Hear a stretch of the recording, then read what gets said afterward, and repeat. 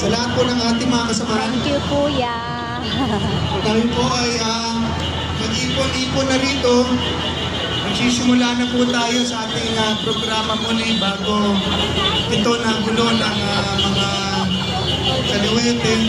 So yung mga nasa gilid po natin ay pinananawagan na po natin bumalik dito at magsisimula tayo ng ating prayer vigil. So buksan niyo po ang inyong mga cellphone lights bilang simbolo ng panalangin.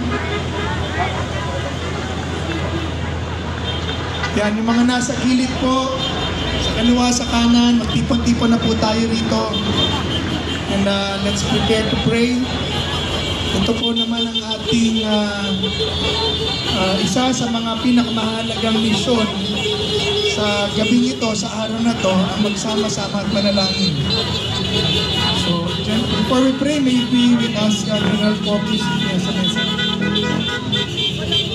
Kababayan, magdadasal po tayo para ipagdasal natin lahat ng mga Pilipino. Meron pong mga grupong iba yung agenda at ginugulo tayo. Hindi tayo patitinag, pero hindi natin sila papatulan. Ang advocacy natin ay non-violence. Hindi tayo tutulad sa mga komunista, sumisigaw, mga terorista, mga naggugulo, walang magawa sa buhay, kundi manggulo ng kapwa Pilipino. Akala nila sila lang yung magaling, sila lang yung marunong. Akala nila sila lang yung marunong nagmamahal sa bayan. So tayo dito, sama-sama po tayo. Huwag po tayo alis, hindi alis. Yung mga ibang grupo, nag-aalisan. Pero tayo, mga Pilipino, mga tao, ordinaryong tao, nandito. Hindi tayo alis, hindi alis yung mga tao dito. Walang nag-organisa sa atin, na tulad nila, na malalaking grupo. Walang nabigyan ng suporta. Kanya-kanya po tayo. Pero ganun pa rin tayo. Hindi tayo alis dito, hindi tayo patitinag. Meron po tayong mga ibang grupo, mga kasama na tatarating po dito. Kaya wag po tayong alis. Kung maabutin tayo ng isang araw, 2 araw, 3 araw, 1 linggo, dito po tayo. Kaya tayo po ay magdadasal, ipagdadasal natin ang mga bayan, ang mga kababayan natin, pati yung mga nalilihis ng landas. Ipagdadasal natin yung mga Pilipinong malalim ang hinanakit sa mga nangyayari sa ating bayan. Ipagdadasal natin ang ating gobyerno na sa atin. Sabi ng Diyos, marami yan, bawasan mo. 132,000 ang kalaban, bawasan mo. Bakit ko babawasan? Dahil ayaw ko na pag nanalo kayo dahil sa akin, sasabihin nyo dahil malakas kayo, pero mananalo kayo dahil ako ang lalaban para sa inyo. So, kinausap ni Gideon, tumayo po siya ng ganito, kinausap niya lahat ng kanyang sundalo. O sabi niya, lahat ng nininervyos, lahat ng natatakot, lahat ng kaasawa pa lang, umuwi na kayo. 20,000 po, 22,000 po ang umuwi. Naiwanan lang po siya ng 10,000. Tapos bumalik niya sa Diyos, sabi niya, Panginoon, 22,000 na po ang umalis, 10,000 na lang tayo. Anong gagawin natin? Sabi ng Diyos sa kanya, marami pa rin yan, bawasan mo. 132,000 ang kalaban, 10,000 na lang ang naiwan sa atin. Sabi ng Diyos, marami pa rin yan. So dinala niya sa tubig, sa batis. O sabi niya, sige, uminom na kayo. Karamihan po ng mga sundalo uminom na nakalublob ang muka sa batis. Pero mayroong mga sundalo na uminom na nakaluhod at sinalok yung tubig ng kamay. Ang sabi ng Diyos, lahat ng sumalok ng tubig sa kamay, yun lang ang iiwan mo. The rest, pauwiin mo na. Ang naiwan po kay Gideon, 300 tao. 300 men. Sabi ng Panginoon, yan, pwede na tayong lumaban. Sige, matulog na kayo dahil bukas may laban tayo. So, Panginoon, bakit ganito? Paano nangyari? Paano tayo lalaban ng anong strategy? Sabi ng Diyos kay Gideon, o sige, kumuha kayo ng kandila, parang ganito po. Apoy, torch. Tapos kumuha kayo ng, ano tawag to? Shofar. Parang ganito ho. Turotot sa Tagalog, shofar sa kanila, hinihipan yon, parang mic. Tapos, iwan nyo lahat ng mga sandata nyo, espada, iwan nyo lahat yan. Tapos matulog na kayo dahil bukas maagang laban natin. Sabi, Panginoon, paano tayo mananalo? 300 na nga lang kami, wala naniwala sa akin. O sige, magpapunta kayo ng spy doon sa inyo, sa kampo ng kalaban. Pakinggan nyo kung ano ang pinag-uusapan nila ron. So nagpapunta po sila ng spy. Narinig po nila ng mga spy, people and the state. Kumikilos na po ang Diyos sa ating bansa. Mga kababayan, mananalangin tayo ngayon. Alam nyo kung bakit? Dahil ang Diyos ang lalaban para sa atin. Tayo-tayo lang, hindi natin kaya. Sila ang makapangyarihan eh. Sila ang may pera. Sila ang nasa pwesto. Tayo wala. Pero meron tayong pananampalataya. Pwede tayong tumawag sa Diyos at ang Diyos ang lalaban sa kanila. Palalayain ang ating bayan sa tanikala ng kahirapan, korupsyon at pang-aabuso. So itaas po ninyo ang inyong mga cellphone. Mga kababayan, anuman ang kulay, partido, basta Pilipino, sama-sama tayo ngayon labanan ng korupsyon at abuso. Dudulog tayo sa Diyos na hari ng mga hari at Panginoon ng mga Panginoon, Panginoon ng ating bayan. Siya ang lalaban para sa atin, not by might nor by power, but by the Spirit of the Lord. Amen. Tayo po'y pumakit, Panginoong Diyos, sa pangalan ni Jesus. Kami po ay lumalapit, nagpapakumbaba at humihingi ng kapatawaran sa aming kasalanan. Humihingi kami ng kapatawaran para sa aming bayan. Dahil kami ay tumalikod sa iyong kautusan. Hinayaan namin ang kasamaan na mamutawi at dumami. Ibinoto ng mga tao ang kurap. Pinakinabangan nila ang masama na hindi ayon sa iyong kalooban. Subalit ngayon, Panginoon, nakikita na namin na nagkamali ang aming bansa at gusto na namin makawala sa taninakalang ito. Dalangin namin, O Diyos, na ipaglaban mo kami at gapiin mo ang lahat ng mga abusado sa gobyerno. Alisin mo sila sa pwesto at bigyan mo kami ng katarungan. At bigyan mo kami ng bagong bayan na sasamba, susunod sa iyo at magmamahal sa mga Pilipino na naririto. Panginoon, dalangin ko rin na ingatan niyo ang bawat isa na naririto. Taong bayan, ang pamilya namin, ingatan niyo, Panginoon. Ang bawat isa na naririto, walang masasaktan, walang mamamatay, at magtatagumpay po kami. Dalangin namin, Panginoon, ang mga kapulisan at kasundaluhan. Ingatan niyo sila at kanilang pamilya. Wala ding masasaktan, wala ding mamamatay. Lahat kami ay pagpapalain bilang isang bayan. Panginoon, kami po ay bayan ninyo. Kami po ay tao ninyo. Salamat sa pagkakataon ito. At bigyan niyo po kami ng katalinuhan kung ano pa ang aming susunod na gagawin. At bigyan niyo po kami, Panginoon, ng tagumpay. Gusto namin makita muli ang himala na ginawa mo sa Kongreso, ang himala na ginawa mo rito sa kampo. Pakita mo rin sa amin sa palasyo, sa pangalan ni Jesus. Amen at amen. Mabuhay ang Pilipino! Mabuhay ang Pilipino!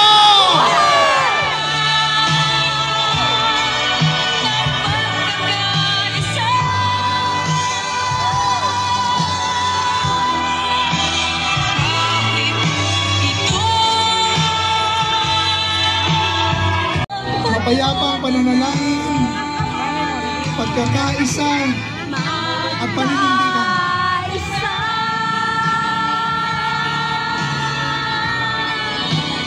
Para sa Pilipino, pagkaisa para sa Pilipinas. Lahat tayo, pantay-pantay.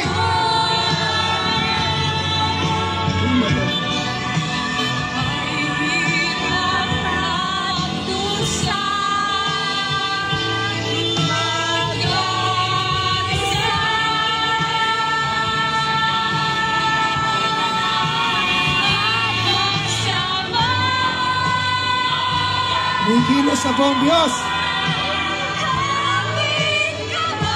Tatagumpay ang katarungan.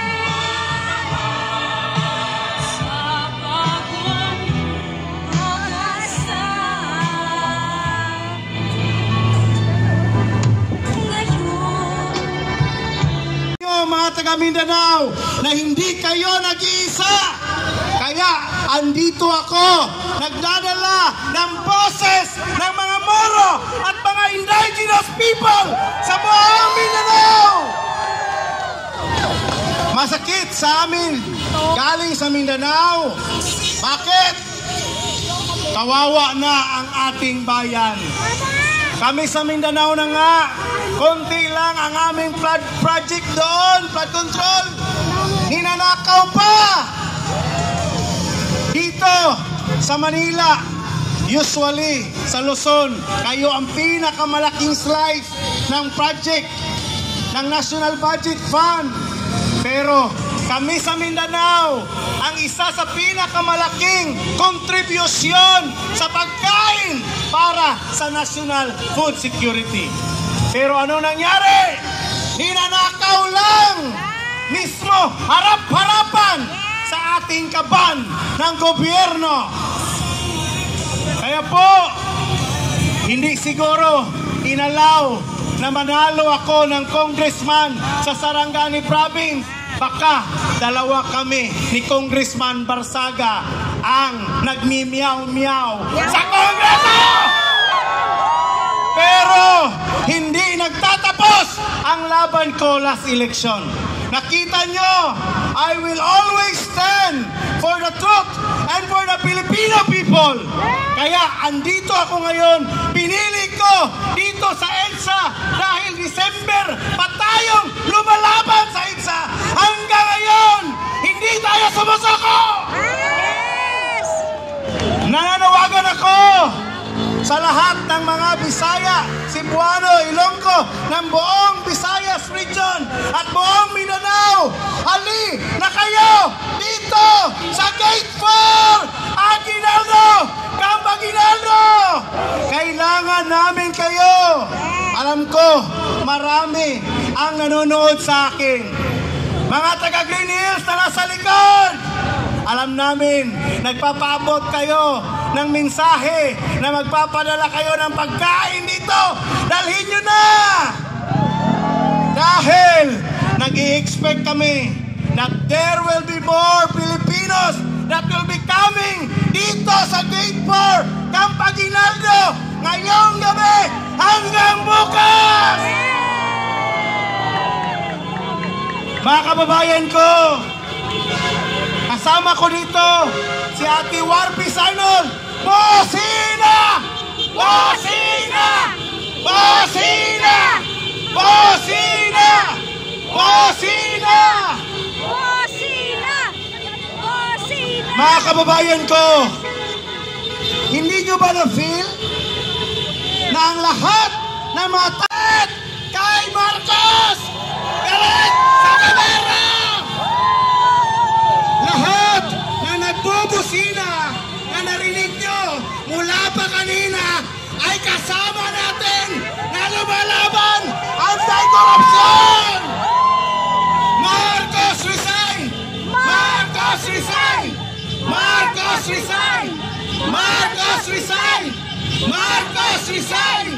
Marcos resign! Kailangan namin manawagan sa mga kababayan namin dito sa Rizal, Antipolo, dahil nasa likod lang namin kayo.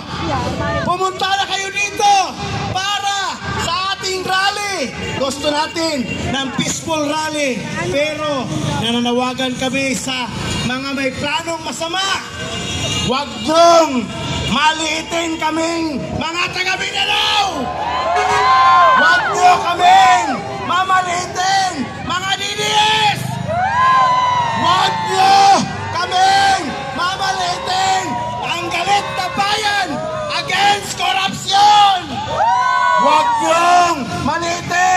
ang pamilya ng mga OFW.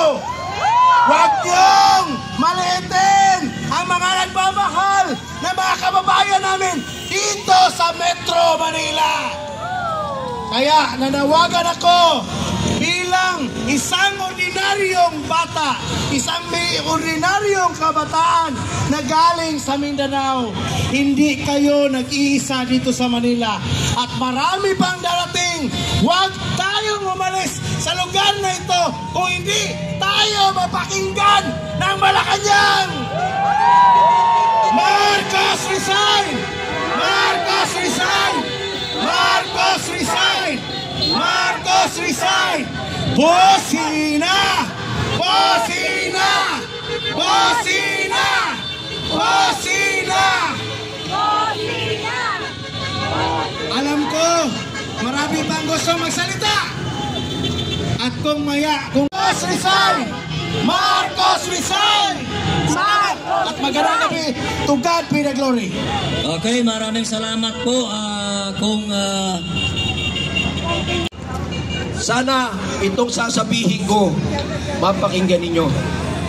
Hindi lang pakinggan, kundi isa-isip na rin. Kaya nagkakaroon ng korupsyon dahil pinapayagan natin sa anong paraan. Dahil mayroon tayong pinapaboran, mayroon tayong iniidolo ng mga politiko na ginagamit lamang ng mga oligarko. Alam niyo ba ang mga oligarko? Ang mga elitista na yan ang mas makapangyarihan kaysa dyan sa mga congressman at senador. Dahil anytime pwede silang sumunod. Dahil ang pera, kung paano mamanipula. Alam nyo ba ang tatlong elemento ng manipulasyon? Tatlong elemento ng manipulasyon: influensya, koneksyon, at kapangyarihan ng salapi para mamanipula mo ang isang tao nasa posisyon. Tama, hindi? Tama. Ang utang na loob ang siyang dahilan yan. Kapag namanipula mo ang isang tao, kahit sa mura dito lang, kayang susunod sa iyo. Bakit? Kahit kongresista pa yan. Dahil pag ginamit mo ang tatlong elemento, koneksyon, influensya at kapangyarihan ng salapi, susunod at susunod yan sa inyo. Ngayon, para matugunan yan, ang baguhin natin yung sistema. Ang sistema na mayroon tayo, ang pwede lang magbago niyan, mismong tayong mamamayang Pilipino. Sa botohan, hindi mo kailangan hangaan ang mga politiko. Dahil bakit? Tao lamang yan. Ang pwede mo lang pagmasdan, uuriin yung kanyang nagawa bago yung salita. Tandaang maigi, bago kayo bumoto ng kahit sinong politiko para maging public official, tandaan ninyo, gawa muna bago ang salita. Dahil para hindi kayo magamit ng mga mamanipuladong tao, especially ang mga oligarko, kaya tayong paikutin. Nagagamit din tayong mamamayang Pilipino. Bakit? Kapag ang isang politiko binigyan ng boto, anong mangyayari? Diba? Sasayad sa palad natin. Pagsayad sa palad natin, anong mangyayari? Babalik uli yan sa treasury. Ngayon pa lang, pinakatay na tayo. Binabawa, mayroon tayo. Sinamantala ko to kasi nabubuisit na ako kay BBM. Binoto ko rin yan, pero nabudol ako. BBM resign! Marcos resign! Marcos resign! Marcos resign! Kaya, mensahe ko sa mga kapulisan, sa mga sundalo, mga sir, mga ma'am, nakikiusap kami sa inyo. Alam namin nagtitiis lang kayo. Bumaliktad na kayo sapagkat ang tiwala nyo ay dapat nasa mamamayang Pilipino. Tama ba yun? Tama. Alam namin nagkikibit lang kayo. hindi rin tama na sinasaktan yung mga pulis at mga sundalo dahil alam natin duty lang yung ginagawa nila. Kaya mga sir, mga ma'am, magsalita na kayo! Bawiin nyo na yung katapatan kay BBM dahil siya ang punot dulo ng lahat ng ito. BBM resign! Marcos resign! Marcos resign! Marcos resign! Kaya isa pa, nabalitaan ko rin kanina, sumugod tayo mga dilawan data dito, tama ba? Tama! Tama ba yun? Napatuhin nyo ang gulo kayo sa mga nagpapayag ng paninindigan nila. Hindi tama yun. Dahil lahat tayo may karapatang magsalita. Di ba? Naturingan pa kayo nag-aaral sa Ateneo, nag-aaral sa Lasal. Wala akong personal na ano dyan. Pero matuto kayong galangin ang saloobin rin ng ibang Pilipino. Hindi kayo lagi ang tama. Tama! Kaya, kayong mga matatalino, gamitin yung utak nyo. Nag-aaral pa kayo sa Ateneo, ano kayo? Puro kayo pasosyal, puro kayo Balenciaga, puro kayo Gucci. Pero yung buhay ng totoong ordinaryong Pilipino, hindi nyo kaya tumbasan. Kaya, Marcos resign! Marcos resign! Marcos resign! Marcos resign! Kaya sa mga mahal kong kababayan, nakaharap namin ngayon, huwag na tayong magtagal pa. Magsalita na rin kayo. Lumabas kayo sa bahay nyo dahil hindi tayo pwede mag-antayan. Lahat tayo dapat kumilos. Isa kong kaibigan, tinanong ko, kailan tayo sasama sa rally? Sabi niya, pag marami na daw. Tama ba yun? Kaya, kumilos na tayo. Tingnan nyo nga, si BBM, nagsalita naman sa press, walang live. Kasi natatakot, yung budolero na yan. Wala, lagi na siya utos ng utos. Pero pagka-accountability na, lagi sinasabi, wala siyang alam. Laging walang alam. Laging kumakakot sa ulo. Ano ka ba? May balakuba? Kaya, ikaw, Bongbong Marcos, ito ang tunay na sa lobby ng ordinaryong Pilipino. Bumaba ka na kung may natitira pang iya sa iyo. Marcos resign! Marcos resign! Marcos resign! Marcos resign! NPA! NPA! NPA! Alis dyan! NPA! Alis! NPA! Alis! NPA! Alis! Go! Kaya mga mahal kong kababayan na dumadaan sa pagkakatong ito, huwag lang kayo sa NP manood! Lumabas na kayo sa bahay nyo! Maglaan kayo ng resign! Marcos resign! Muli po, maraming salamat! Marcos resign! Marcos resign! Marcos resign! Mga kababayan, maraming salamat! Huwag tayong titigil hanggat hindi nasasawata ang korupsyon sa bayan. Maraming salamat po. Hello! Maraming salamat. Okay, isang palakpak dyan! Isang palakpak! Itong grupo natin, ang pinaka-peaceful sa Mindiola, nagpapatayan na sila doon. Mayroong pulis na halos maputol ang kamay. 4 na pulis na disgrasya. Kaya sabi ko sa inyo, huwag niyo saktan ang ating kapulisan at ang ating MDA. Baka maging dahilan pa yan, mapalis tayo. Ano? So, pinaka-peaceful sa atin, sa Luneta, ganun rin. Sa Mindiola, sinunog ang isang mobile car. Ginaya na nila ang Nepal. Tayo, gagawin natin itong mapayapa. Lulusob tayo. Hinihintay lang natin ang sapat na bilang. Tatapusin natin ito. Kung tiis lang mga kaibigan, kailangan iplano natin ang lahat ng bagay bago tayo lulusob.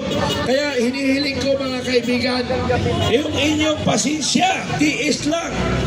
Tatapusin na natin ito. Hindi tayo uwi ng bahay na hindi natin natatapos ang ating responsibilidad sa ating bayan. Palakpak yan! Magtiis lang tayo! kayo nga bata pa. Ako retiryado na Nandito pa ako. 7 days na, hindi ko man lang nakapiling ang pamilya ko dahil sa problemang ito.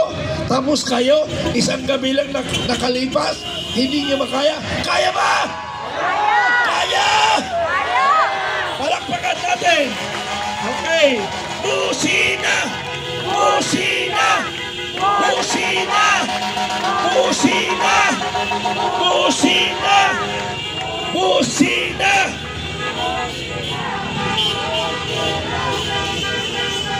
Okay, may naprotektahan ang barangay natin at protektahan ang ating pamilya because yung mga sundalo at pulis sila yung makipagharapan sa mga kalaban.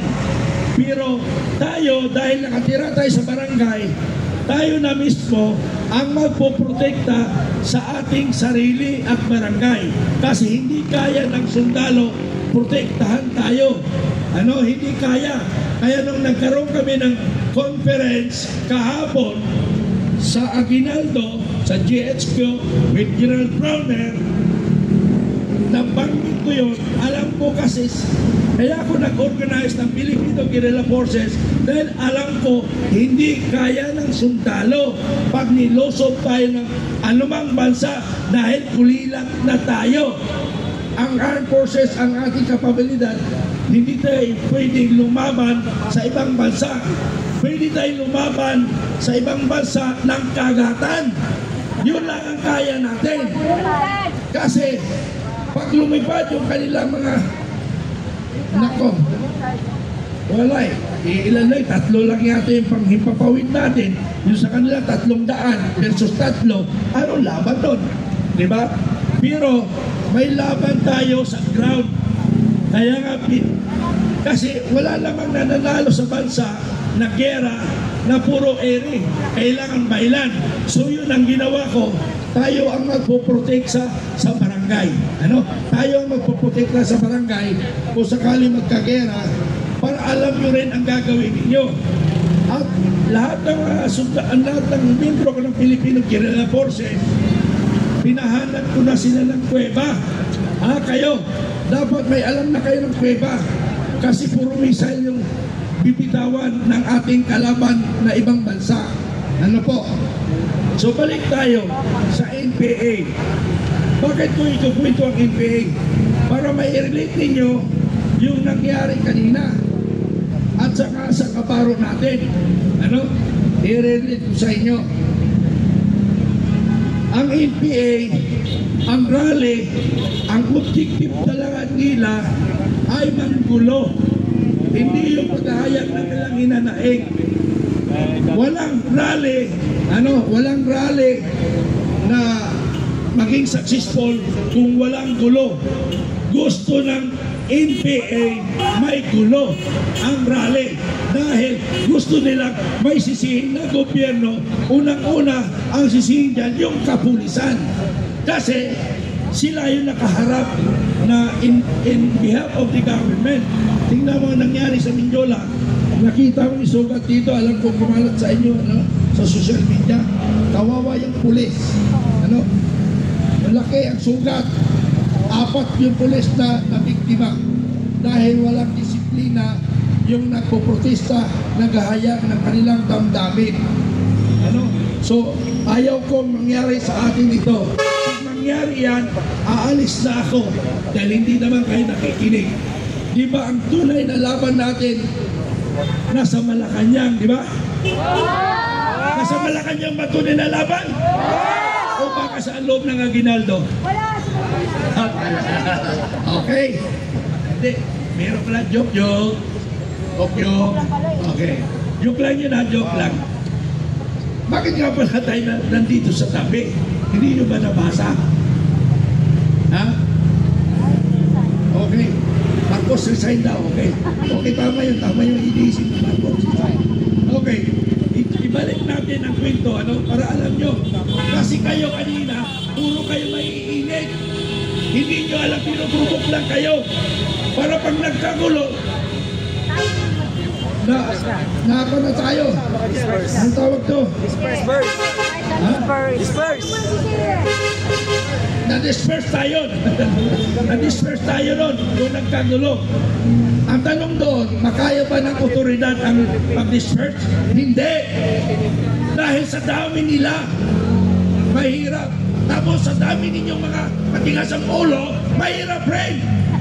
Mabuti na lang, ilan lang yung matigas ang ulo sa inyo eh. Ano? Ilan lang. Sabi ko, wag, kasi pinuprovoke tayo. Pag nagkagulo, tapos na yung ating minimithi. Mabuti na lang, dumating yung kapulisan na tulungan tayo. Kung hindi dumating ang kapulisan, wala na, hindi na tayo luhaan. Okay, palakpakan natin ang ating kapulisan. Palakpakan natin.